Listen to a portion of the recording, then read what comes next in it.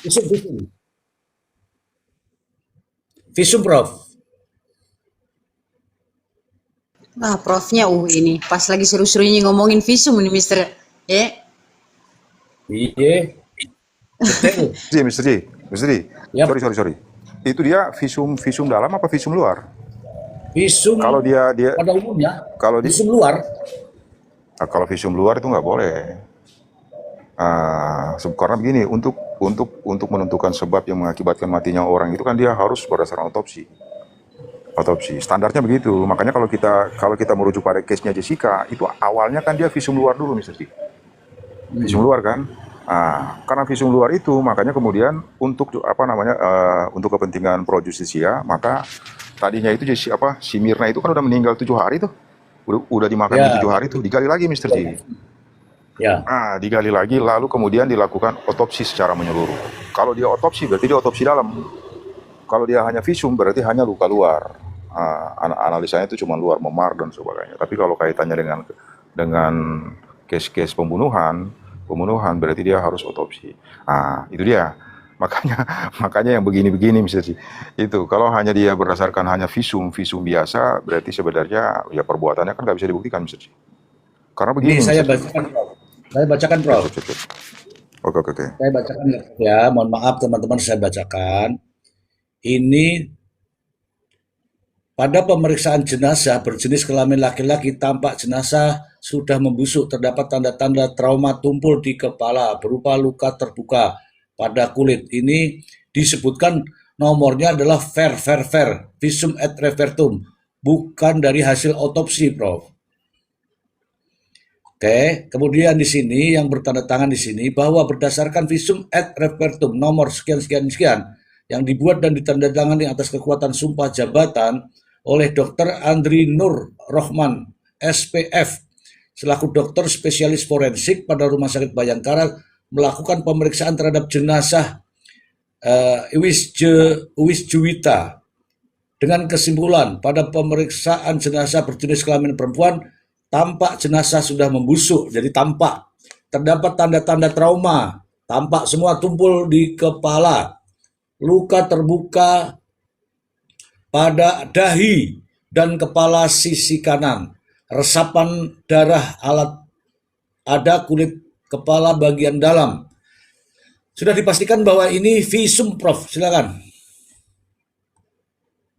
Ya. Sebenarnya saya belum terlalu engah sebenarnya itu dia visumnya itu visum sifatnya otopsi apa dia hanya visum luar ya. ada resapan Memang darah. itu karena Kayaknya otopsi deh itu, Mister.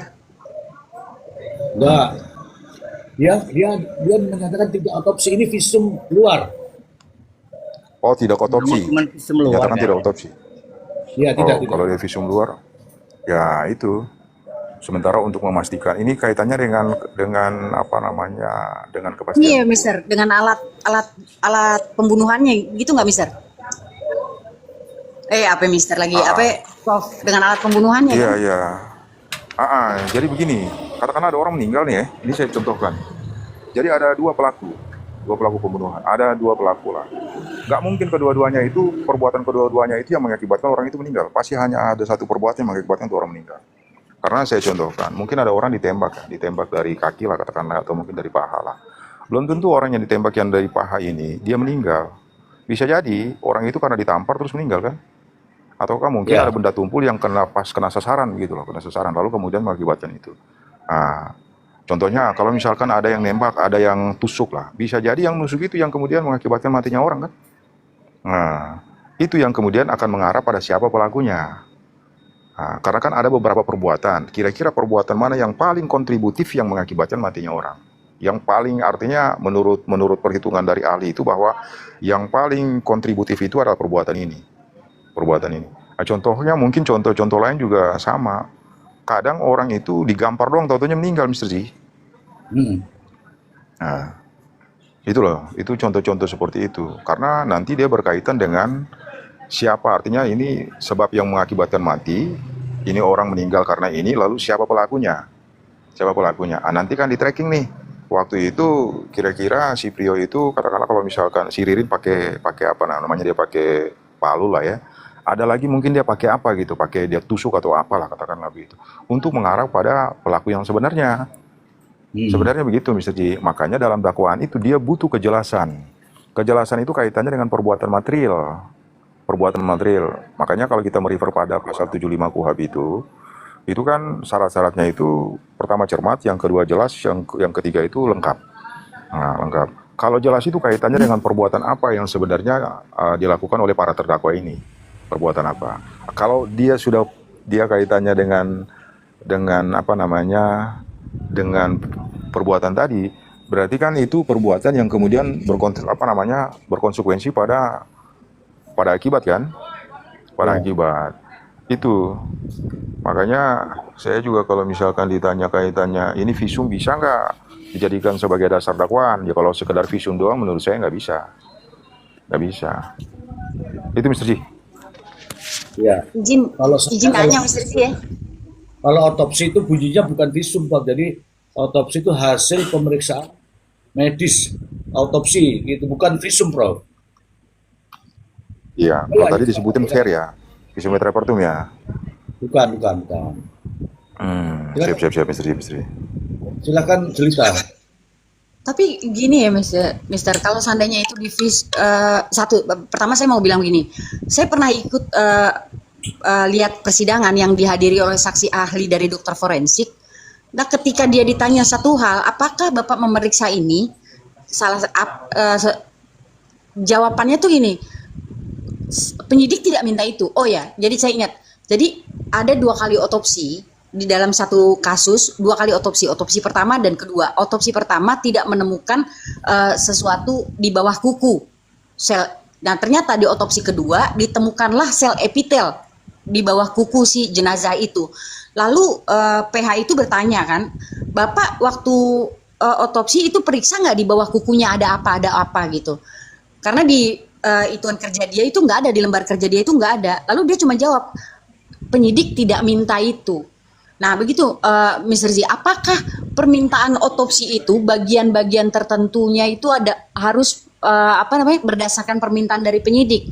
Itu satu. Lalu yang kedua, saya sebenarnya menanti-nanti nih dokter ahli forensik. Kenapa? Karena dengan dihadirkannya Palu, lalu kemudian Palu itu berbeda dengan yang ada di BAP yang sudah dimunculkan, berbeda dengan ada yang di BAP, bentuknya yang satu kotak, yang satu bundar. Nah, dengan adanya otopsi itu seharusnya karakteristik dari luka itu akan muncul, akan kelihatan. Karena di kasus-kasus yang lain itu biasanya lukanya panjang, lebarnya sekian, panjangnya sekian, gitu. Lalu akan ada di situ perkiraan alatnya. Perkiraan alatnya apa? Biasanya tuh ada di dokter itu, di dokter otopsi itu, biasanya menjelaskan soal itu gitu loh. Makanya kayak kasus di Subang, maka dokter bilang perkiraan alatnya adalah linggis, tapi ternyata ketika di persidangan alatnya ternyata stick golf gitu. Jadi di kasus ini tuh sebenarnya saya menanti-nanti, tapi kalau menurut Mr. Z hanya ada seperti itu, kayaknya zong deh untuk membuktikan Prio itu bahwa itu benar Palu yang digunakan untuk alat untuk membunuh korban, karena karakteristik lukanya itu tidak ada di situ. Jadi sembarangan alat juga bisa dipakai di situ, mau alatnya segitiga kayak palunya segitiga, palunya bundar kayak palunya apa, itu bisa aja dihadirkan kalau kayak gitu. Begitu, Mister.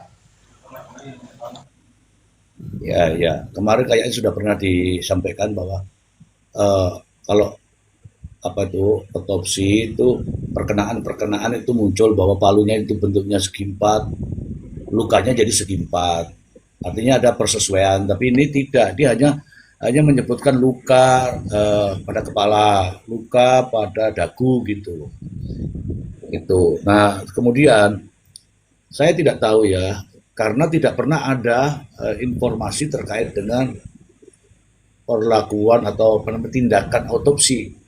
Yang ada hanyalah bukti visum et repertum. Artinya ketika datang pada saat tim itu untuk melakukan otopsi, tidak pernah disampaikan di dalam proses informasi ini. Jadi saya mengatakan bahwa ini visum. Kalau otopsi itu kayaknya yang tanda tangan tuh banyak. Jadi bidang ini, bidang racun, bidang ini kayak gitu. Kalau yang ini tadi tanda tangan cuma satu. Kalau dokter yang mengeluarkan visum berarti ini visum et repertum. Ya sama halnya dengan visum-visum yang lain. Itu sih menurut saya. Ini kita sapa dulu, ada Abah. Selamat malam Abah. Assalamualaikum warahmatullahi wabarakatuh. Semuanya terima kasih Mr. G, Prof. Selamat malam semuanya yang ada di roomnya Mr. G. Sehat selalu, tambah sukses, tetap semangat. Dilanjut dulu, si Abahnya nyimak dulu Mr. G. Oke Abah, Abah nyimak dulu. Kemudian ada juga Platka. Selamat malam Platka. Oke, Platka, 1, 2, 3, Platka, nggak jawab. Oke, kita mute ya.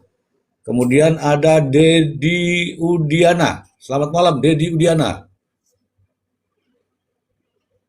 Dedi Udiana, silakan dibuka mic-nya. Oke, tidak ada. Dilanjut dulu. Loh, Mile tadi mana Mile? Ya udah mulai. Wah, Milenya sudah mulai. Terus ini ada Ki Bagus. Selamat malam Ki Bagus. Buka mic-nya Ki Bagus. Kan Ki Bagus yang minta naik. Aduh, ini tersesat apa ya orang-orang ini ya? Oke lah, kita saja. Jadi apa yang disampaikan kalau otopsi itu tim ya, apalagi begini banyak mayat dari tim. Dan yang tanda tangan juga ada bertim-tim. Kemudian ini ada pertanyaan Prof, ada pertanyaan. Ini kan pelakunya ini killer Prof. Ya menurut saya killer ya karena pembantaian. Kemudian ada pernah kalau kaitannya dengan perbuatan-perbuatan semacam ini, terhadap pelaku itu harus dilakukan pemeriksaan terhadap psikologi kriminal, Prof. Wajib nggak sih, Prof? Ceritanya kalau pemeriksaan psikologi itu, Prof, terkait dengan terdakwa seperti ini? Iya, iya, iya. Jadi ya apa namanya, balik ke tadi pertanyaan Kak Jelita ya. Sebenarnya Ya, begini Kak Jelita, kalau dia kaitannya dengan, saya sih sebenarnya setuju sih sebenarnya. Kaitannya dengan pembunuhan itu, ini saya contohkan ya, kalau misalkan orang mati kan diracun. Berarti ada standar prosedur ketika dokter itu dia mengobservasi itu mayat. Berarti kalau orang mati karena diracun, berdasarkan peraturan Kapolri itu berarti harus ada 8 organ tubuh yang harus diperiksa secara menyeluruh oleh si dokter. Nah, jadi itu udah ada standarnya. Jadi bukan suka-suka gitu loh. Oh kata penyidik, periksa ini aja, kata penyidik enggak seperti itu. Dia ada prosedurnya. Nah, makanya kalau di case-nya Jessica kemarin, itu kan sebenarnya itu kan dijelaskan kan ada 8 organ tubuh. Nah, apa 8 organ tubuh. Kalau misalkan nih cuma 7 yang diperiksa, berarti dia nggak standar karena standarnya itu adalah apa? 8. Kalau misalkan cuma 5, sama juga dia nggak standar juga. Maka memang dalam case-case seperti ini, memang standar itu yang kemudian dia menjadi parameter untuk menentukan sebab yang mengakibatkan matinya orang. Nah, makanya tadi kayak contoh-contoh tadi ada Palu ya, lalu kira-kira Palu ini dengan luka yang kemudian menyebabkan luka pada orang itu dia bersesuaian apa enggak, ya kan? Nah, itu juga contoh yang bisa kita lihat pada case-nya si siapa namanya, case Sambo kemarin itu siapa si yang korban siapa namanya itu? Lupa saya. apa? Mr. Ci. Joshua. Yang korban Joshua. Korban Ya, Joshua itu kan sebenarnya kalau memang artinya berdasarkan kesaksian kan berarti sudah terang tuh, ya kan? Cuman untuk kepastian untuk memastikan bahwa sebab yang mengakibatkan matinya si Joshua ini, maka dilakukan otopsi ulang. Dia misteri kan? Nah, tujuannya itu. Makanya ketika dilakukan otopsi ulang, nah, lalu kemudian para ahli itu kan kumpul tuh. Dokter kemudian mengobservasi dulu itu mayat, lalu kemudian dilihat, oh ini berarti ada luka tembakan nih ketika luka tembakan masuk sekian mili. Nah, lalu dihadirkan lagi luka tembakan ini, luka tembakan katakanlah ya. Nah, terus ahli itu loh ahli pistol apa ahli itulah ya, lupa saya namanya tuh. Nah, itu kemudian dihadirkan juga, terus posisi menembak dari mana dan sebagainya. Memang itu fungsinya itu kaitannya dengan kepastian hukum. Kepastian hukum. Karena kan ada beberapa pelaku di sana, ada beberapa orang yang didakwa. Jadi kira-kira perbuatan siapa kayak ini? Itu sebenarnya. Itu juga nanti dia inline dengan apa? Inline dengan katakanlah alat yang digunakan nih, barang buktinya nih, barang yang digunakan untuk kemudian melakukan pembunuhan. Nanti kan di situ tim Inafis melihat tuh, katakanlah kalau dia gunakan palu, berarti kan ada sidik jarinya di sana. Sidik jari itu nanti kemudian akan diperkuat dengan keterangan dari para saksi mahkota ini, siapa yang pegang palu dan sebagainya. Karena memang dalam konteks pembuktian itu ada dua elemen tuh. Satu elemen pembuktian kaitannya dengan sebab yang mengakibatkan mati, yang kedua itu elemen subjektifnya, siapa pelakunya. Itu sebenarnya. Cuman memang kalau di Konoha kan agak agak gimana gitu Mister. Jadi kadang-kadang yang penting diajuin aja dulu lah. Diajuin aja dulu lah. Nanti urusan pembuktian soal lain. Terus yang tadi itu ada obstruction of justice. Obstruction of justice itu sebenarnya dia adalah perbuatan yang merintangi penyidikan. Ada upaya untuk merintangi penyidikan. Jadi proses peradilan ya termasuk kalau dia lebih ke penyidikan sih. Jadi kalau misalkan nih contohnya kayak case-nya si siapa namanya dulu tuh.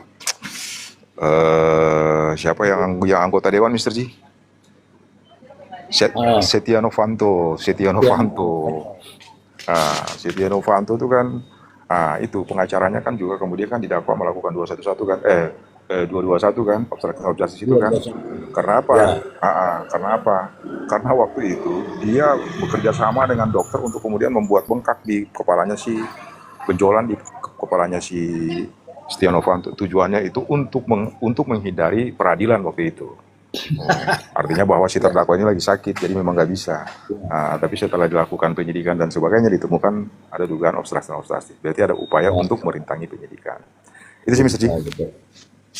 Oke, terima kasih. Sudah puas warung? Selamat. Makasih Pak Hos udah ajak untuk Ya, gabung. silakan Bang Ari. Ini Prof. Ebran sudah endorse nih ya. Siap. Bang, saya mau menanyakan kepada abang-abang yang memahami hukum nih. Kira-kira dalam kasus Pak Oman itu palu itu bisa dipercayakan sebagai alat bukti atau tidak? Soalnya menemukan dua objek itu dengan waktu yang berbeda. Contoh pertama, si Prio mengatakan palu stainless. Otomatis suratnya keterangan itu ada. Tiba-tiba datang lagi palu yang baru. Terus setelah awal dikonfirmasi kepada tukang potong bahwa itu benar stainless. Terus ketemu palu yang dua juga dibenarkan. Nah ini mana yang benar ini? Alat bukti ini bisa dipakai nggak nih? Terima kasih, Bang. Silakan Prof. Alat bukti Prof. Barang bukti. Iya, barang bukti ya, barang bukti. Ya sih, makanya itu terjadi inkonsistensi itu sebenarnya. Kan ada 3 ya, jadi dia modelnya tuh kayak keterangannya si Prion. Ada 3 juga keterangannya kan, sama kayak ini. Jadi, artinya keterangannya berbeda-beda. Terus secara visual ya, ketika ditampilkan itu kan berbeda juga ya. Ada yang kecil tadi, yang ada yang gede juga. Saya sebenarnya sih nggak ngelihat palu itulah. Cuman kalau misalkan ada 3, berarti kan ini memunculkan keraguan-raguan kan, memunculkan keraguan-raguan. Cuman begini, sebenarnya kendati pun alat bukti yang terakhir ini, palu itu dihadirkan sekalipun, itu menurut saya dia nggak terlalu signifikan, Mr. Ji. Jadi sangat mungkin itu tertolak gitu. Karena apa? Karena sudah terjadi residu pada alat bukti itu. Kan terlalu lama banget ya. Ya kan? Berapa bulan lah dia mendem di 9 bulan. Berarti artinya jejak-jejak yang mestinya ada di sana kan sudah berpotensi terhapus semua kan. Terhapus semua. Jadi mungkin tinggal begini, nanti disesuaikan aja. Artinya tinggal disesuaikan antara keterangannya si Prio dan Ririn ini kaitannya dengan model bentuk dari si palu itu, lalu kemudian nanti kira-kira dikompring dengan bukti tadi, bukti palu itu sendiri. Cuman kan menjadi aneh kalau misalkan kemudian palu itu dipaksakan untuk muncul gitu loh. Iya itu Pak. Maksudnya gitu Prof. Itu satu. Ini Bang Ari Laimu ya. Sudah tenang Bang Ari. Yang kedua begini. Apa namanya? Yang kedua begini, Mr. G. Ini kaitannya dengan pergeseran lokus deliktinya, Mr. G. Ya, ya. Lokus deliktinya ini kan sebenarnya begini. Harusnya itu dari awal kan sebenarnya sudah terdeteksi. Karena ketika ada peristiwa itu kan semua, katakanlah nih, kalaupun penyidik nggak sampai ke sana lah, tapi kan minimal keluarga itu kan pasti memberikan informasi. Ya Ya. kan, ketika dia datang ke toko dan sebagainya, karena kan dia punya kepentingan langsung dengan toko itu kan. Toko itulah toko yang kemudian menghidupi mereka kan. Otomatis dia akan Ya. datang ke toko sana dan akan ditemukan jejak-jejak yang memang kemudian mengindikasikan bahwa terjadi sesuatu yang nggak benar nih di sini. Ya. Nah, itu. Yang kedua begini, kalau misalkan orang-orang itu dihabisi menggunakan palu, pasti ada bercak darah di sana. Nah, dan bercak darah itu pastilah kemudian oleh si ahli waris korban ini akan dilaporkan bahwa sangat mungkin terjadi di sini juga nih kan, ya kan? Jadi Dan sebelum bukan- proses ini ya makanya ketika proses ini sebelum sampai pada tahap katakanlah tahap penuntutan, berarti kan masih ada kesempatan JPU untuk 7 hari itu dia merubah dakwaan kan, Ya. atau dia memperbaiki dakwaan kan. Tapi entah kenapa ini kok malah hal-hal yang seperti ini yang substansi sebenarnya sih menjadi substantif ini kemudian kok enggak itu ya. Aneh juga menurut saya sebenarnya, aneh. Ini sorry Mr. Ji, kita terlepas dari artinya masalah Prio sama si Ririn itu ya. Masalah Prio sama si Ririn itu ya. Kalau saya mungkin begini. Kalau Prio sama Ririn itu pertama kaitannya dengan pembuktian CCTV kemarin itu. CCTV itu pertama yang diuji yang perlu dipastikan itu kaitannya dengan originalitas dari CCTV itu. Dia validnya kira-kira. Ya Ya. kan? Validnya. Karena kan semua berpotensi itu. Kalau misalkan bisa dipastikan itu valid, berarti CCTV itu dengan sendirinya membantah seluruh argumentasi, artinya membantah argumentasi dari si Ririn kaitannya dengan ketidakterlibatan dia. Ya kan, Ya. kalau dia bilang dia nggak terlibat, sementara CCTV menyorot ke sana, berarti itu satu. Tapi itu kan hanya dia bersoal kaitannya dengan pembunuhan. Ya. Pembunuhan. Sementara dalam unsur pasal 459 itu kan pembunuhan berencana. Gitu Mr. Ji. Maka ada satu tahap lagi kaitannya dengan unsur rencana ini juga harus bisa dibuktikan oleh JPU. Ya kan? Bisa jadi pembunuhan itu memang terjadi ya di saat itu ketika mereka datang, lalu kemudian mereka lagi entah apa mereka mau bisnis, lalu terjadi pembunuhan. Cuman karena memang di awal sudah digendangin bahwa ini pembunuhan berencana. Memang begini Mr. Ji, kalau kita lihat karakteristik dari pembunuhan berencana itu kan kelihatannya ini terkesan kurang rapi ya. Ya. Ini kesan doang loh, kesan doang. Berbeda kalau misalkan dia pembunuhan biasa, seketika lalu membunuh, membabi buta orang dalam keadaan, iya kan? Karena apa? Karena persiapannya itu kelihatannya nggak begitu matang, Mr. Z. Iya kan? Ya. Ya. Harusnya mereka sudah mampu untuk kemudian ketika ada pembunuhan berencana nih, ada pembunuhan berencana, mereka sudah merencanakan itu pada saat artinya rencana mereka itu meliputi dua hal, rencana melakukan eksekusi dan setelah melakukan eksekusi. Kan harusnya begitu Mr. Ji. Ya. Ya kan? Tapi entah kenapa ini kok jadi begini. Jadi ya kita lihat lah ya, kita lihat nanti apa mereka itu benar-benar terbukti berdasarkan alat bukti yang ada. Lalu yang kedua, kalau misalkan dia pembunuhan, apakah ini dikategorisasikan sebagai pembunuhan biasa ataukah pembunuhan berencana? Karena masih ada satu PR lagi tuh oleh JPU ini untuk membuktikan kaitannya dengan unsur rencana itu. Kapan mereka merencanakan, di mana mereka merencanakan, dan apa yang mereka rencanakan. Sebenarnya itu Mr. Ji. Itu. Terus yang ketiga itu kaitannya begini. Ini kan kemarin keterangan terdakwa tuh, sidangnya si Prio ya, Mr. Ji ya? Si Prio. Oke, sidang si Prio berarti apapun memang keterangan, apapun fakta yang terungkap pada sidang itu, berarti itu dia hanya mengikat kepada si Prio. Konsekuensi dari dakwaan displeasing tuh, dia mengikat. Nanti kita lihat nih, ketika nanti pada persidangannya si Ririn. Cuman begini Mr. D, kemarin pada persidangan si Prio itu, Ririn muncul nggak sebagai saksi? Saksi mahkota? Enggak. Apa udah selesai dia? Ya udah selesai. Oh enggak. Ini yang menjadi rumit ini. Ya. Oke begitu sih. Jadi lanjut. Oke. Malam Bang Koko. Sudah ya Bang Hari ya, sebentar ya, saya punya narasi dulu. Oke, kalaulah CCTV ini muncul sekarang ini, Prof, Justru saya ini bertanya, Prof, sebagai netizen. Karena pertanyaannya, CCTV itu munculnya kapan? Kalau katakanlah di awal sudah diambil, harusnya pertanyaan-pertanyaan penyidik itu dasarnya adalah CCTV. Tapi pertanyaan-pertanyaan dalam berita acara tidak berdasar dari CCTV. Kemudian tiba-tiba ini muncul dengan CCTV. Kalau munculnya dengan CCTV yang baru nih ya, yang baru ini, artinya ada kontradiktif dengan berita acara. Salah satu contoh, itu kan semua berdasarkan pengakuan. Kalau di BAP itu, saya begini, tidak berdasarkan sesuai dengan CCTV yang saya lihat. Bahwa Anda begini. Dari CCTV yang muncul kemarin katanya dari berbagai sudut. Ada dari fotokopi, ada dari bengkel, ada daripada toko bangunan. Artinya kalau berdasarkan dari CCTV ini kemudian dipertanyakan di berita acara, pastilah minim pertentangan yang terjadi seperti ini di peradilan, Bro.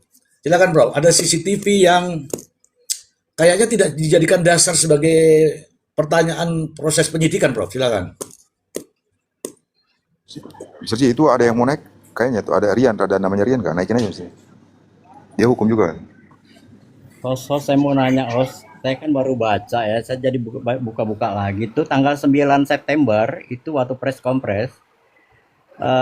Ini dalam bentuk ini ya, redaksi media mengatakan bahwa barang untuk alat pemukul itu pipa besi yang dibuang ke Sungai Manuk. Ah, itu gimana itu? Pipa besi. Jadi bukan palu. Gimana itu? Iya. Memang itu Mr. Ji, sama lah. Sebenarnya sih itu kita balik lagi kaitannya dengan standar penyidikan itu kan. Ya. Nah, harusnya kan CCTV itu benar-benar diobservasi secara menyeluruh gitu. Jadi kalau misalkan kan dia nggak bisa hanya menyandarkan pada keterangan dari para tersangka ini. Karena tadi kita bilang ada motivasi para tersangka maupun terdakwa itu untuk kemudian menghindari sanksi kan, hindari pidana. Jadi ada potensi mereka untuk berbohong. Nah, konsekuensinya maka penyidik itu harus dia melihat CCTV itu secara menyeluruh. Nah, dari CCTV itu baru kemudian disampaikan ke dalam berita acara.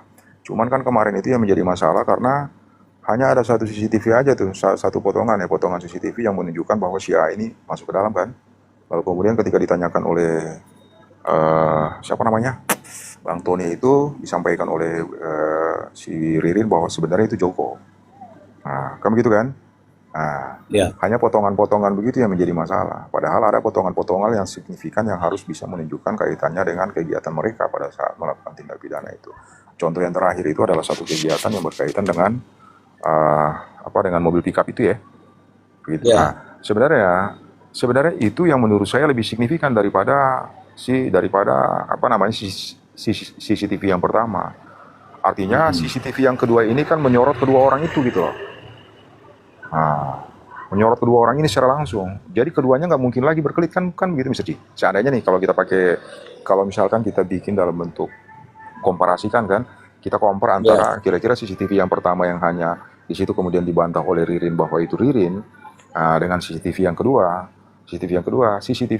ini ya lebih signifikan, artinya dia lebih kuat daripada CCTV yang pertama. Yang anehnya kenapa sampai cuman yang pertama itu yang kemudian dimunculkan, yang kemudian kan menjadi perdebatan kan? Iya.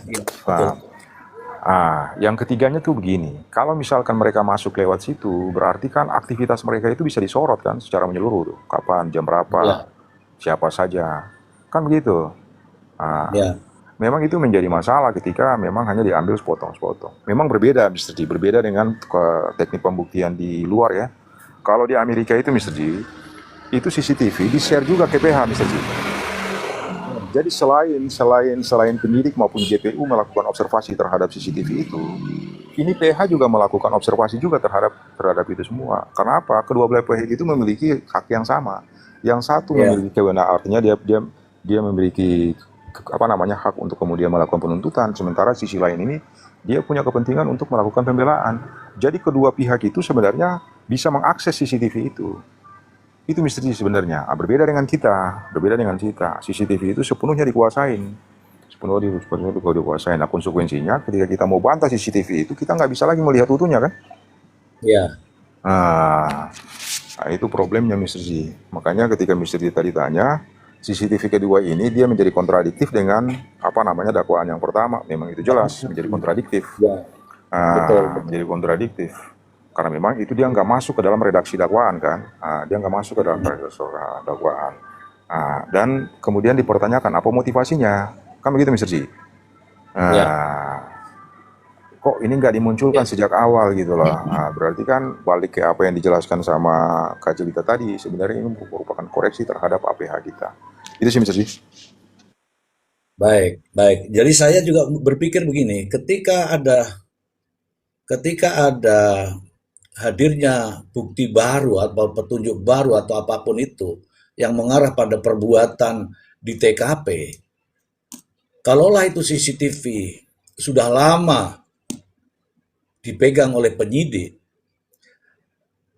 artinya itulah yang menjadi dasar. Kalau itu yang menjadi dasar, tidak mungkin ada keraguan-keraguan bagi penyidik. Tidak hanya mengejar pengakuan, tapi penyidik sudah punya pegangan berdasarkan CCTV. Tapi kenapa sekarang, jadi ini kontradiktif sekarang, betul kontradiktif.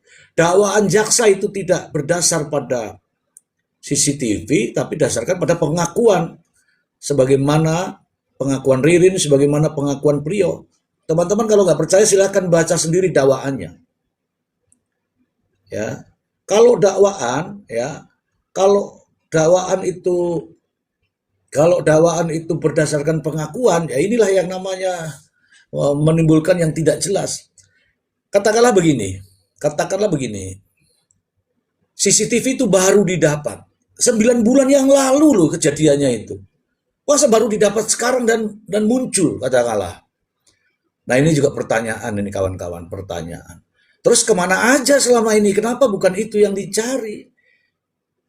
Setiap proses penyidikan kasus perkara-perkara seperti ini justru alat buktilah yang utama. Sekarang sudah berjalan seperti ini, muncullah mobil ke toko, dari toko bawa mayat, ya kan? Ini sulit. Ya mungkin nanti ini kapasitas daripada pengacara di sana yang menangani kasus ini. Tapi bagi kami ya, praktisi hukum ini justru menanyakan, apakah harus seperti ini? Ketika sudah dituangkan dalam bentuk resmi itu, BAP lengkap, kemudian dakwaan sudah dibacakan di persidangan, tiba-tiba ada seperti ini, alurnya jadi berbeda. Alur cerita yang ada di dakwaan itu jadi berubah semuanya. Ya kan? Mungkin teman-teman kalau membaca dakwaan ngeri itu. Kenapa saya katakan ngeri? Itu perbuatannya itu bersama-sama, habis Ririn, Priyo, habis Priyo, Ririn, habis Ririn, Priyo, begitu terus. Berganti-gantian. Nah masalahnya ketika direkonstruksi itu juga menimbulkan pertanyaan. Rekonstruksinya tidak dilakukan di tempat di mana kejadian itu terjadi. Kemudian tidak punya gambaran dari CCTV. Secara otomatis hanya mengandalkan pada pengakuan daripada tersangka waktu itu. Nah, pengakuan tersangka bisa saja kan, namanya tersangka itu bisa saja mengelak, terdakwa mengelak, itu bisa saja. Nah, inilah yang kata Prof. Yongki tadi, bahwa ini yang menimbulkan keraguan-raguan. Keraguan-raguan dalam apa? Hakim untuk mengambil kesimpulan.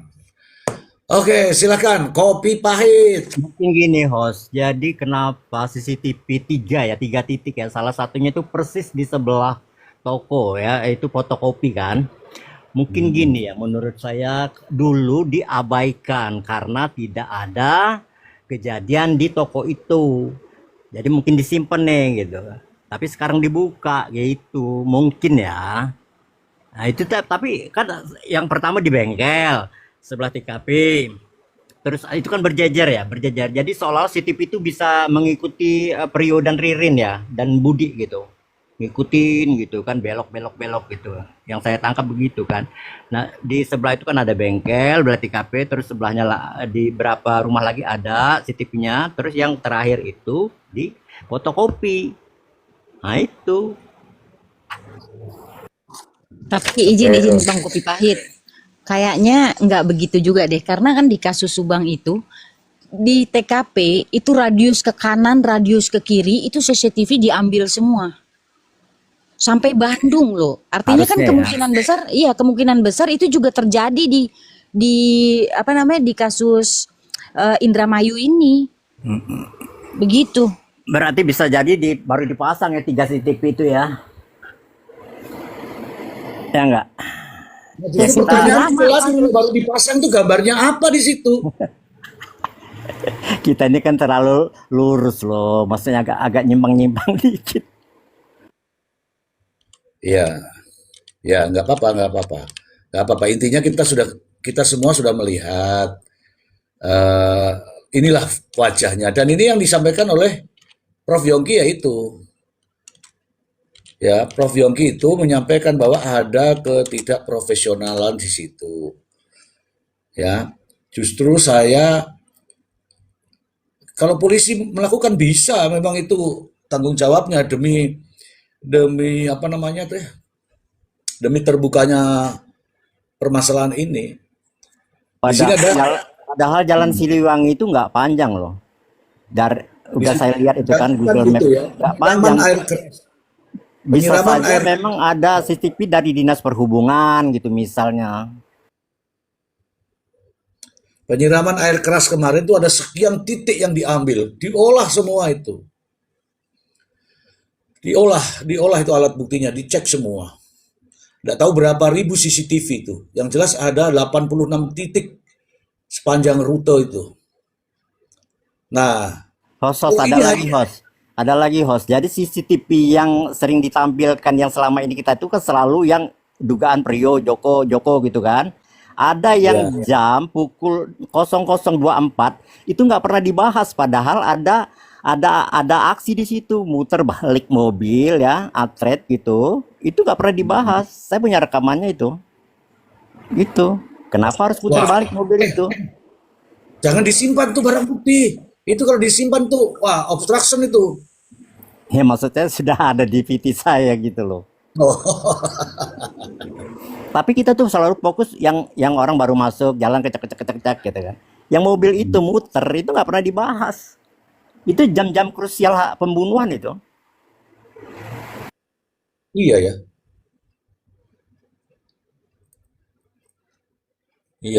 Iya. Oke, jadi ya sangat disayangkan ya teman-teman ya sekarang ini menimbulkan suasana yang tidak baik ya seperti ini ya. Padahal bisa saja itu dilakukan dengan tidak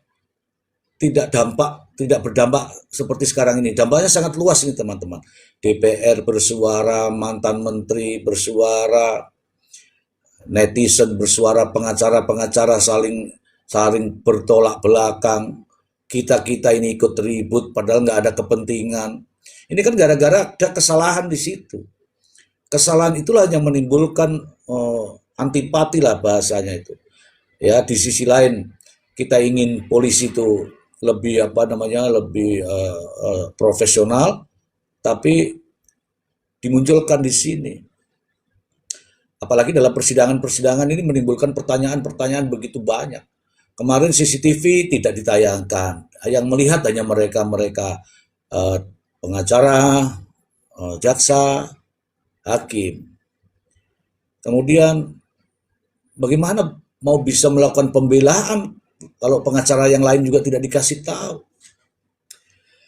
Ya, saya bilang nih teman-teman semua yang dimanapun Anda berada, saya itu tidak peduli siapa pelakunya, yang jelas 5 nyawa ini dihabisi secara sadis, brutal, bengis, biadab. Ya kan? Dalam pembuktiannya janganlah dibuat drama. Ini kan drama semua ini. Seandainya tidak akan ada nama lain yang disebutkan. Siapa namanya itu yang nama lain itu? Siapa cerita 4 nama lain itu? Yoga, Hardi, Abdul Ghani, Joko. Hardi Yoga. Tidak akan ada, ya. Tidak akan ada nama lain kalau di awal proses penyidikan sudah menggambarkan inilah 2 orang pelakunya berdasarkan CCTV ini. Tidak akan mau ngomong apa lah, ini buktinya cuman ada elu, kan begitu. Ya kan? Tetapi karena itu tidak muncul sehingga inilah yang terjadi. Ya kan? Sehingga inilah yang terjadi. Terjadinya di waktu-waktu krusial. Di waktu-waktu krusial kenapa? Waktu pembuktian ya. Justru inilah yang untuk meyakinkan hakim di situ. Oke ya, karena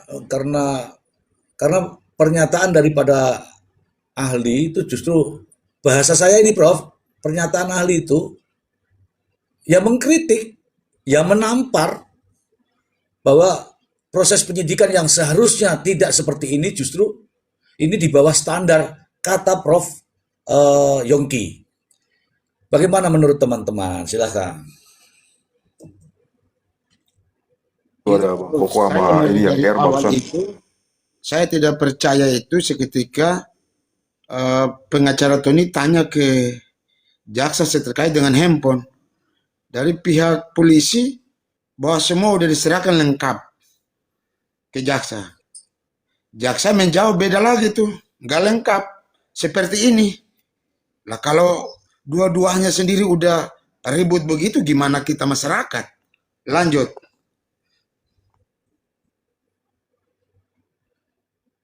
Ya. Mister Ji, kita ada tamu 2 ini, Mister Ji. Wong Koko sama siapa? RR. Oke, kita sapa nih Wong Koko. Selamat malam Wong Koko. Assalamualaikum warahmatullahi wabarakatuh. Selamat malam. Waalaikumsalam warahmatullahi wabarakatuh.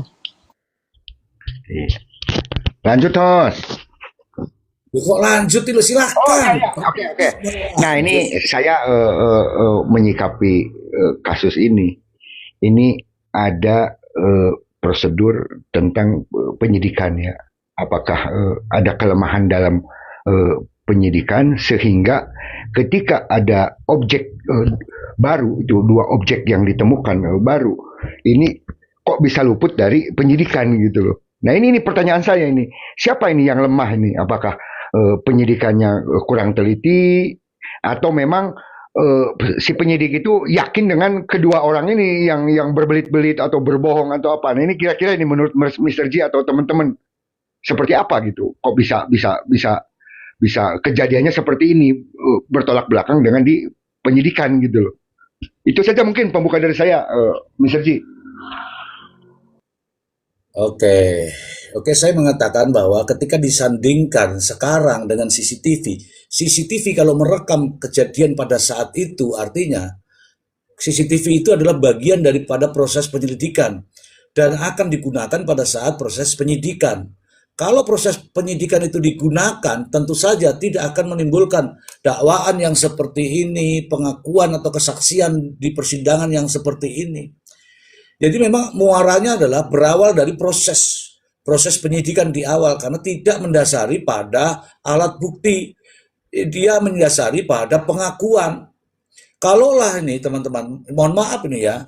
Nih, ketika saya mendasari pada CCTV, pertanyaan proses penyidikan itu saya akan mendasari pada proses CCTV. Pada jam sekian, Anda masuk ke ruangan ini, Anda masuk ke halaman ini. Betul? Betul. Anda melihat CCTV-nya ini? Betul melihat. Jadi tidak bisa diingkari itu kalau itu disandingkan dengan pertanyaan itu. Kemudian setelah ini Anda lakukan apa ini? Ini mobil ke situ tuh ngapain ini? Pada jam sekian. Tidak akan bisa mengelak seperti sekarang ini. Ini setelah mengelak pengakuan, muncullah CCTV itu. Padahal kalau ditanya lagi kapan itu CCTV mulai di tangan kepolisian katakanlah gitu. Itu kan hasil daripada proses penyelidikan. Oh ini CCTV di sini mengarah ke sana. Oh ini CCTV ini mengarah ke sini. Ini. Nah dari CCTV itu dikumpulkan, muncullah orang-orang yang ada di dalam CCTV. Ketika orang-orang di dalam CCTV itu dikonfirmasi siapa ini orang ini. Saya Pak. Oke, ini jam sekian kamu ngapain? Saya masuk Pak. Bersama siapa? Bersama ini Pak. Clear itu, tidak akan ada bantahan karena sudah disaksikan oleh CCTV. Nah sekarang, untuk keabsahan CCTV seperti ini, justru harus dikirimkan ke ahlinya, agar ahlinya nanti yang akan menjelaskan. Sesuai dengan apa? Sesuai dengan BAP, bahwa BAP itu, orang yang diperiksa itu mengakui bahwa CCTV di dalam CCTV itu adalah dirinya. Sudah terkonfirmasi. Nah, ya saya kira wajar ketika kita semua ini masyarakat, warga masyarakat, baik orang hukum, baik bukan orang hukum. Ini masyarakat yang memiliki pemikiran. Masyarakat yang tahu. Pasti juga sama berpikirnya seperti kita-kita. Jujur ya teman-teman ya, jujur ya mohon maaf. Dengan adanya proses yang seperti ini menimbulkan kontradiktif di luaran sana. Sehingga terjadilah kubu-kubu. Kubu ini, seolah-olah di sini benar, di sini salah. Demikian juga di sini salah, di sini benar. Padahal kalau berdasarkan CCTV, misalnya, ya sudah dua-duanya salah. Polemik yang berkepanjangan. Inilah kita ini berkomal. Kadang-kadang ini ada yang mendukung ini, mendukung ini, mendukung ini, mendukung ini. Ini fakta teman-teman, fenomena media sosial, fenomena sosial juga begitu. Nah wajar ya teman-teman ya ketika Prof Yongki Fernando ini menyampaikan hal itu. Nah sekarang CCTV itu sekarang diputarkan. Keabsahannya bagaimana? Sisi originalitasnya bagaimana? Perlakuannya seperti apa? Itulah masalahnya. Begitu Wong Koko. Betul tidak? Wong Koko. Ya, betul, betul. Betul. Artinya kalau memang CCTV itu disita setelah kejadian, terus ada pernyataan kalau Ahmad Yani, ada Joko, ada Hardi, itu nanti akan terbantahkan oleh CCTV itu karena Terbantahkan dengan bawaan jaksa. betul. Karena CCTV itulah yang bicara. Karena kalau dua terdakwa bicara itu bisa berubah-ubah, tapi kalau CCTV tidak bisa. Iya, Itulah benar sekali. fakta yang bicara itu kan begitu. Itu Betul. aduh. Ini saya barusan saya ada yang nulis namanya Rani Amru. Trims ilmunya Mr. Z. Alhamdulillah ada satu yang mau mendengarkan. Alhamdulillahirabbil alamin. Terima kasih Rani Amru, terima kasih Rani Amru. Ya satu aja nggak apa-apa ya walaupun yang lain nggak tahu. Rani Amru. Yes, No, yes. Mr. G, saya setiap malam itu angkat jempol itu 5, 6. Istimewa Mr. G, the best. Masa saya nggak dipuji-puji itu? lanjut. Nggak ada buktinya. Nggak ada buktinya. Oh, Kalau saya ini dapat Rani, cacing itu. lanjut. nggak ada buktinya. Yang saya baca cuma Rani tadi. Wong Koko tidak pernah karena nggak ada bukti. Ini Rani tadi dia tulis terima kasih Mr. Z. Yang lain nggak ada yang nulis. Ya nggak? Wong Koko jempol doang Mr. Z. Ya kalau cewek kebaca aja sama Mr. Z ya kalau cewek. Istimewa, waduh. Mr. Z kalau cewek kebaca aja nih. Oh iya cepet saya kalau yang beginian nih. Rani kamu saya fallback Rani. Yang lain saya nggak fallback. Terima kasih ya, terima kasih. Untung ada yang mengucapkan satu saja itu sudah membuat saya tidur nyenyak teman-teman. Bagaimana menurut kamu Sela? Sela tidur. Nanti dengar ngoroknya nih bahaya nih. Itu ada satu lagi teman tuh si RR kalau nggak salah. Kayaknya Udah ini, oh ya R, halo R. Hitam soalnya nggak kelihatan. Selamat malam R. Selamat malam, Mr. G. Ya, terima kasih. Silahkan R. Ya, saya tertarik dengan otopsi ini, Mr. Ji.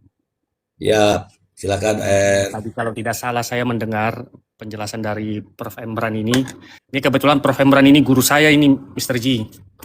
Iya, Jadi saya agak guru saya sungkan nih. ini untuk menyampaikan beberapa hal. Karena Ya, autopsi ini, Mr. Ji, merupakan suatu pintu gerbang utama dalam mengungkap suatu peristiwa pembunuhan. Kalau ini belum pernah dilakukan, ini menurut saya sangat mempengaruhi validitas seluruh konstruksi perkara. Gitu. betul. Karena autopsi ini kan mengungkap suatu peristiwa pembunuhan karena melalui otopsi dapat diketahui secara ilmiah penyebab, mekanisme, dan hilangnya nyawa seseorang. Begitu, Mr. Ji.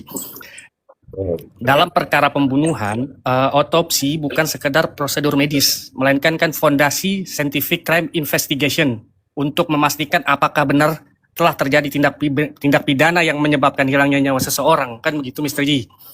Nah, lalu jika autopsi belum dilakukan, apakah ada dasar lain untuk memastikan korban meninggal karena apa? Dan siapa yang berani mempertanggungjawabkan penyebab kematian karena apa itu tanpa melalui otopsi tersebut? Gitu. Jadi ketiadaan otopsi merupakan kelalaian serius yang dapat mempengaruhi validitas seluruh konstruksi perkara. Mungkin sebagai pembuka itu dulu, Mr. Ji. Oke, keren sekali itu. Memang salah satu Setuju. ya, salah satu alat bukti ya itu tadi otopsi untuk mengetahui segala hal terkait apa yang menjadi penyebab kematian. Kalau itu dilakukan ya saya senang karena beberapa kejadian itulah yang dilakukan. Boleh tidak dilakukan, tetapi tidak menimbulkan polemik. Kalau ini kan menimbulkan polemik, teman-teman. Betul nggak, teman-teman? Ya mudah-mudahan ada yang jawab betul satu aja nggak apa-apa. Ya kan menimbulkan polemik karena apa? Di persidangan seperti ini yang aneh, ketika dakwaannya begini, kemudian kesaksiannya begini, keterangannya begini. Bingung, teman-teman, bingung. Kita ini juga alhamdulillah ada yang jawab betul.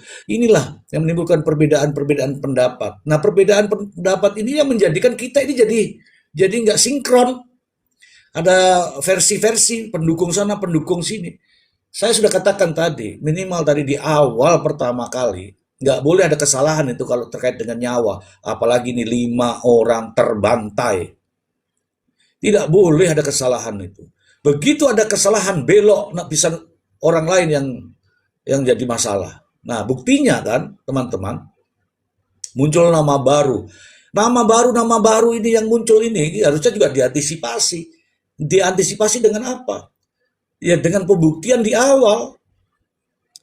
Apakah ini Anda? Ya, itu saya. Kalau nggak percaya ya silakan diperbesar kan begitu. Tapi karena tidak ada itu, maka ngikutin bagaimana kronologis Anda. Akhirnya hanya penyidik dan tersangka. Tersangka saja bisa ngomong apa ada, bisa ngomong benar, bisa ngomong salah. Karena memang begitulah namanya tersangka.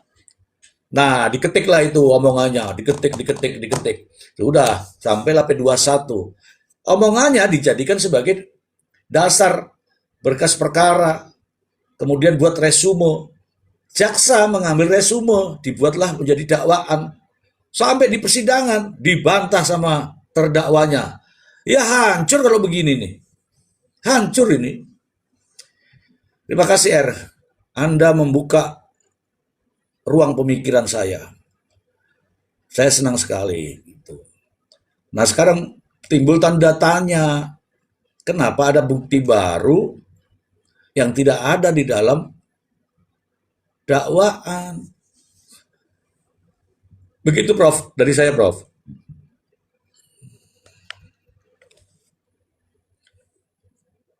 Iya, mesti.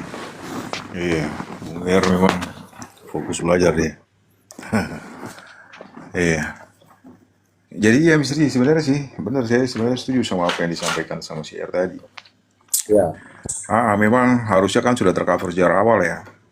Karena memang itu kalau kita riset itu kan itu pidana dia berbeda dengan perdata Mr. J. Betul, Bro. Memang yang mau digali diri pidana ini kan sebenarnya kebenaran materialnya. Ada kebenaran material itu sesuatu yang sebenarnya menjadi problematik lah.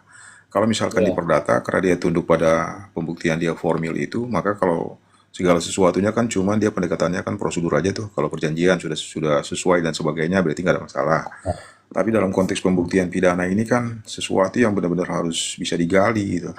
Itu jadi masalah. Yang kedua begini, kalau kita bicara integrated criminal justice system itu yang biasa kita diskusi di sini, Mr. J, Ya. itu kan sebenarnya ada apa namanya sistem pemidanaan terpadu ya. Kalau saya sih lebih sukanya itu menyebut sebagai sistem pemeriksaan berjenjang sebenarnya. Dia berjenjang karena apa? Dari penyelidikan diuji lagi pada tahap penyidikan, diperiksa ulang kan. Lalu pada tahap penyidikan itu sebelum sampai pada P21 kan ada dulu jaksa peneliti ya. Dikoreksi lah dulu. Kalau misalkan sekiranya ada yang kurang dan sebagainya kan dikembalikan lalu dengan berdasarkan petunjuk. Ini kurang nih harus diperbaiki dan sebagainya nih. Contohnya kalau misalkan memang kaitannya dengan case tindak pidana pembunuhan, berarti kan standarnya itu kan harusnya otopsi ya, otopsi. Kalau hanya didasarkan pada visum, berarti kan kurang ya, kurang. Susah untuk kemudian membuktikan sebab yang paling yang apa namanya matinya orang ini. Karena Ya. itu dia sifatnya itu standar prosedural yang harus diikutin. Imperatif dia, wajib. Karena dia sifat imperatif itulah makanya harus diikutin. Cuman yang aneh, ketika sudah sampai pada jaksa peneliti, itu kok nggak dikoreksi, lalu kemudian terjadi P21. Seolah-olah BAP udah lengkap semua nih kan. Ya. Contoh lain lagi, kaitannya dengan handphone tadi itu yang disampaikan oleh si ahli kita ya, ahli kita itu juga.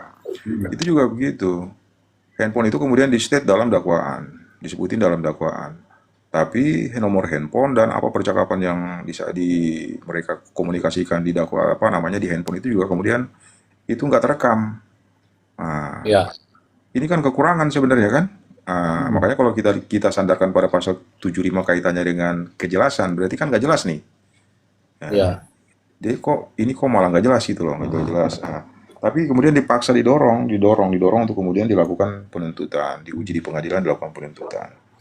Itu sebenarnya hal-hal yang menurut saya sih menjadi apa namanya fokus dari persoalan ini. Jadi persoalan ini dia lebih mengarah pada apa ya? Dia lebih kepada ya proses bagaimana nantinya alat-alat bukti itu kan disajikan di persidangan. Hari ini kita lihat nih. Hakim JPU kemudian agak kesulitan dia coba untuk mempresentasikan dakwaannya berdasarkan indikasi alat bukti yang ada kan. Kalau misalkan didasarkan pada alat bukti apa kira-kira? Alat bukti, katakanlah alat bukti keterangan para saksi mahkota nih. Itu juga menjadi kontradiktif. Karena apa? Karena ada perbedaan satu dan yang lainnya. Yang kedua itu kalau didasarkan pada apa? Kalau didasarkan pada CCTV. CCTV juga sama halnya. Handphone juga begitu. Makanya ini menjadi menurut saya sih menjadi koreksi banget nih. Lalu sekarang muncul CCTV, muncul CCTV yang apa namanya ada rekaman ya. Itu mestinya kan sudah disajikan sejak awal, Mr. Ji, yang seperti apa Mr. disampaikan tadi kan, harus dikonfrontasikan antara CCTV itu dengan keterangan dari para tersangka sebelumnya, terdakwa lalu kemudian sebelumnya menjadi tersangka itu. Harus ditanya dan sebagainya dan diobservasi utuhnya kan. Artinya CCTV itu harus diambil mundurnya dulu nih kira-kira nih. Kira-kira berapa jam sebelumnya kira-kira kan? Berapa jam sebelumnya. Itu tapi kalau hanya diambil part by part ini kan bagian per bagian ini kan menjadi sulit nih. Apalagi yang pertama itu hanya ditunjukkan kaitannya dengan sisi yang kemudian dibantah oleh si Ririn itu bahwa bukan dia, itu si Joko. Kalau hanya merefer ke situ, itu nggak menunjukkan apapun sebenarnya. Nggak menunjukkan apapun. Yang nanti akan menjadi sangat sulit itu perdebatan ketika pembunuhan di dalam rumah itu sendiri kan, di dalam rumah sendiri. Cara dan siapa? Cara dan siapa ini akan menjadi perdebatan serius. Karena versi dakwaannya berbeda, versi Ririnnya pasti berbeda juga, versinya si Priyo pasti berbeda juga. Perdebatan serius. Ya kan? Berarti benar. Karena apa, Mr. Ji? Iya. Karena kan begini, Mr. Ji. Itu kan kaitannya dengan tadi yang saya bilang pembuktian material tadi, perbuatan materialnya. Ini kan dakwaan material nih. Jadi perbuatan mana yang kemudian mengakibatkan orang ini mati? Iya, Ya kan? tepat. Bisa jadi segala sesuatunya itu kemudian oleh Ririn dilimpahkan semuanya ke si Prio. Begitupun sebaliknya, Iya, ya kan? Karena iya, masing-masing punya kepentingan untuk ya cari selamat kan. iya. Nah, saya Ujung-ujungnya nggak bagi mau dua. nih, itu dia. Makanya nanti kita lihat Ya, apakah mungkin CCTV yang terakhir ditampilkan itu sudah memenuhi standar originalitas atau kira-kira dia sudah valid belum menjadi CCTV. Kalau misalkan memang terjadi koreksi pada validitasnya, berarti CCTV itu nggak bisa dijadikan sebagai alat bukti untuk membuktikan perkara yang sedang diperiksa. Kira-kira itu sih, Mr. iya. Baik, Prof. Justru ini Prof yang lebih ini teman-teman kalau nanti saya salah bilang aja salah ya. Teman-teman yang di bawah, kalau ucapan saya salah bilang aja, salah Mr. G, salah Mr. G. Nggak apa-apa itu sebagai bahan koreksi buat saya. Prof mohon izin, ini kan pembunuhan berencana. Ketika pembunuhan berencana justru yang harus dibuktikan adalah perencanaannya karena pembunuhannya sudah terjadi, ada mayatnya.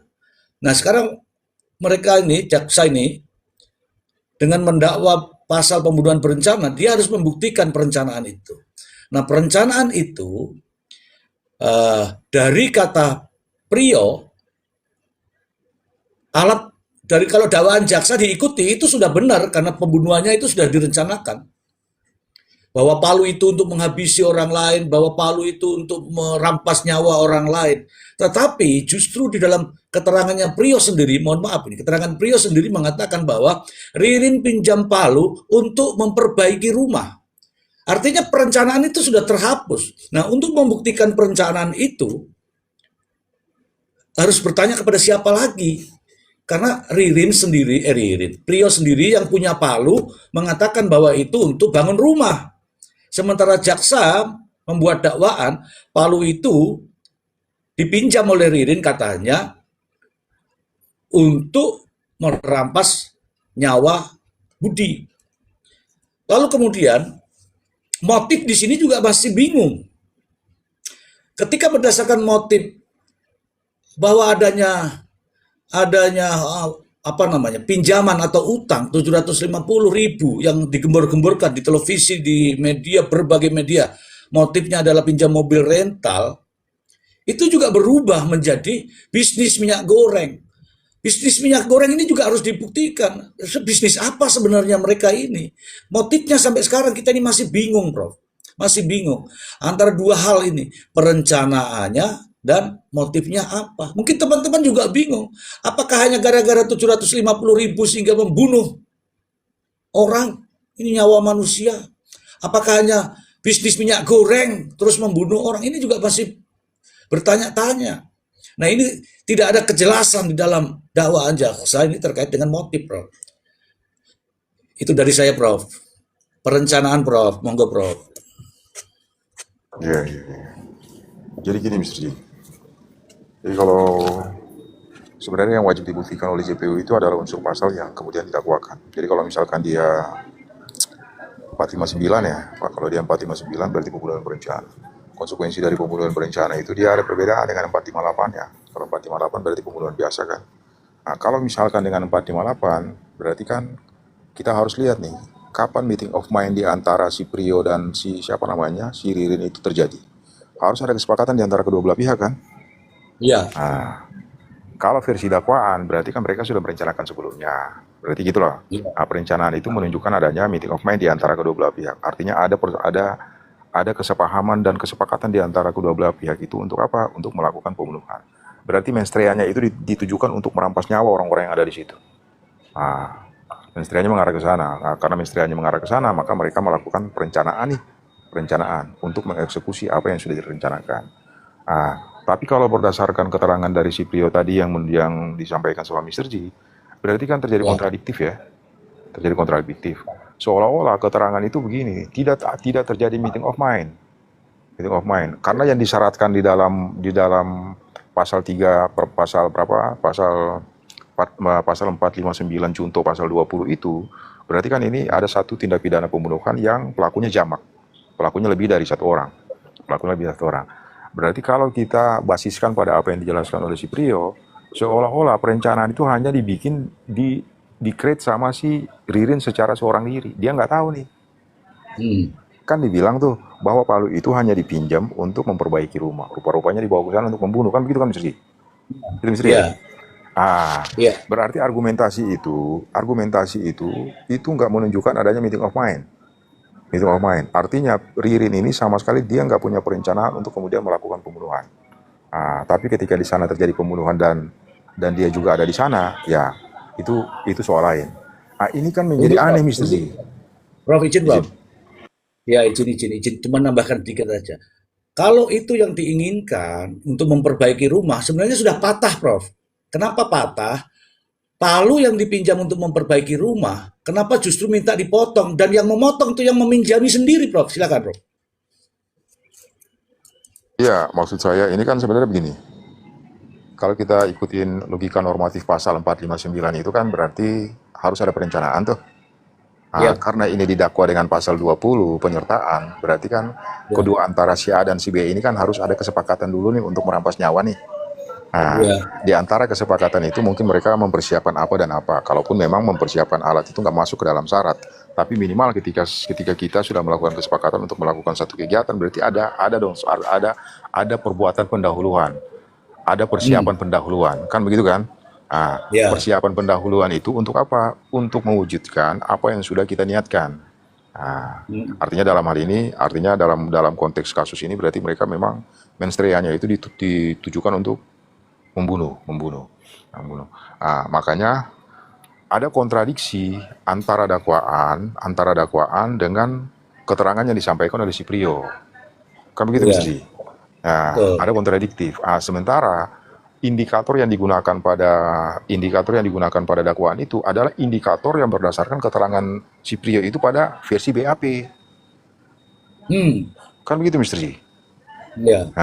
Ya kan? Itu versi BAP-nya yang sebelumnya dijelaskan oleh Prio pada saat diperiksa oleh penyidik. Lalu kemudian dikonstruksikan ke dalam dakwaan. Tapi ketika dalam persidangan dia muncul dengan keterangan yang berbeda kaitannya dengan perencanaan itu. Seolah-olah dia bantah bahwa tidak ada perencanaan. Kan begitu. Bahwa si Prio bahwa keberadaan dari alat itu adalah memang dipinjam untuk memperbaiki rumah. Berarti perencanaan itu nggak ada gitu loh. Seolah-olah dia pengen membatalkan unsur rencana tadi. Dan kalau misalkan pada akhirnya artinya dia hanya mengarah pada, oke, ini terjadi pembunuhan nih. Tapi nggak ada rencananya. Padahal kan begini. Ketika nanti JPU kemudian makanya tadi saya bilang kalau misalkan JPU kan harus mampu mempresentasikan dakwaannya berdasarkan indikator alat bukti. Alat bukti yang digunakan sebagai indikator itu adalah alat bukti testimoni yang diberikan oleh si Ririn, oleh si Prio sebelumnya pada pada BAP yang akan ditegaskan lagi sama dia pada persidangan. Rupa-rupanya itu dibelokin sama dia. Jadi dakwaan seolah berjalan sendiri, keterangan si ini juga berjalan sendiri. Itu yang membuat bikin ini situasi makin jadi rumit. Padahal kalau misalkan nih keterangan-keterangan itu kita kesampingkan, katakanlah semua keterangan itu kita sampaikan, lalu kita kembali kepada scientific crime investigation itu, kan bisa di tracking kan? Harusnya kan begitu tuh. Balik lagi nih, Mr. J.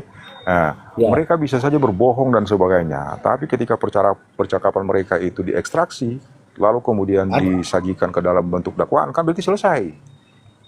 Ya kan? Dia tidak bisa. Mereka mau ngomong apapun menjadi bullshit, kan begitu, Mr. Ji? Iya. Nah, makanya ini kelemahan pada saat proses yaitu penyelidikan dan dakwaan itu sebenarnya. Itu sebenarnya, Mr. Ji. Nanti ditambah sama yang lainnya, ada error yang. Silakan, Ari Ambon. Sepakat ya teman-teman ya, ini makin kesini makin rumit ya teman-teman ya. Jangan bilang gampang teman-teman, kan sudah ada CCTV, kan sudah ada Palu. Emang semudah itu? Ini justru kelemahan-kelemahan ini, pengacara-pengacara yang ulet, pengacara-pengacara yang gigih, pengacara-pengacara yang berotak, pengacara-pengacara yang profesional, justru inilah peluang. Bukan, ini kan sudah dibukuin. Enggak, justru inilah ya, pengacara-pengacara yang profesional itu menggali persoalan ini. rumit ini justru peluang bagi dia. Saya akan bertanya dengan dakwaan atas dakwaan jaksa. Atas dakwaan jaksa justru menjadi bahan pengacara yang membela. Itu baru keren banget. Bukan langsung tiba-tiba, itu kan sudah ada BB, itu kan sudah ada, itu kan sudah dibantah. Kalau pengacara yang profesional justru itu diam. Itu yang akan saya jadikan sebagai bahan bantahan terhadap dakwaan JPU. Begitu kawan. Keren nih. Saya suka itu kalau ada pengacara-pengacara yang gigih, pengacara-pengacara yang ulet, membantah dakwaan, membantah persangkaan. Loh, seharusnya itu senang nih pengacara-pengacara ini. Wah, gila ini Mr. Z, dukung pengacara. Iya dong. Iya dong. Jangan sampai apa yang dilakukan oleh penyidik akan terus dipertahankan seperti ini. Ya harus ada pengacara-pengacara yang berani. Ngono loh. Ya, silakan, cerita. Alah, jelita jam-jam ya wenes turu. Silakan Wong Koko. Mr. J, tadi itu saya mau bertanya pada Prof. Emran nih, masalah. Kenapa tidak kasih jempol? Karena aku sudah ngomong serius tadi kok. Kenapa tidak kasih jempol? Ya, ini saya nunggu ini. Jadi keburu Prof. Emran udah menerangkan lebih dulu gitu loh. Cuma mungkin saya akan melengkapi sedikit ya, dalam arti gini. Maaf ya, Prof. Emran ya. Lanjut. Ya, CCTV itu kan di luar eksekusi. Artinya yang ketika eksekusi itu hanya mereka berdua. Dalam arti tidak ada lagi bukti-bukti yang kuat untuk menguatkan misalnya Ririn lah pembunuh atau Prio lah pembunuh. Nah ini nanti JPU ini akan membacakan tuntutannya. Misalnya begini, Ririn kamu memukul ini 3 kali, kamu misalnya memukul ini 4 kali misalnya pakai palu. Nah terus nanti kata Ririn, oh bukan saya Pak pelakunya, itu Prio. Nanti Prio juga bukan saya Pak, mana buktinya? Nah ini bagaimana ini cara JPU dan hakim memutus ini? Karena ini tidak ada alat bukti yang kuat gitu loh. Ketika eksekusi kan begitu. Dalam arti tidak ada selain mereka berdua kan gitu. Nah ini bagaimana nanti ini keputusan hakim untuk memutus 2 terdakwa ini? Itu pertanyaan saya Prof. Emran ini. Cuman tadi Prof. Emran udah menerangkan gitu. Nah ini yang jadi pertanyaan, bagaimana cara memutus 2 terdakwa ini gitu loh. Nanti ketika saling menyangkal nih 2 orang ini gimana ini caranya nih? Kira-kira nih menurut Pak Emran. Lanjut. Iya. Sebenarnya bukan cuma kita yang pusing, hakim juga lagi pusing ya sebenarnya. Hakim juga pusing. Cuma begini, kalau kita secara normatif memang hakim itu ketika dia sampai pada keputusan, pada putusannya ada musyawarah hakim dulu di sana.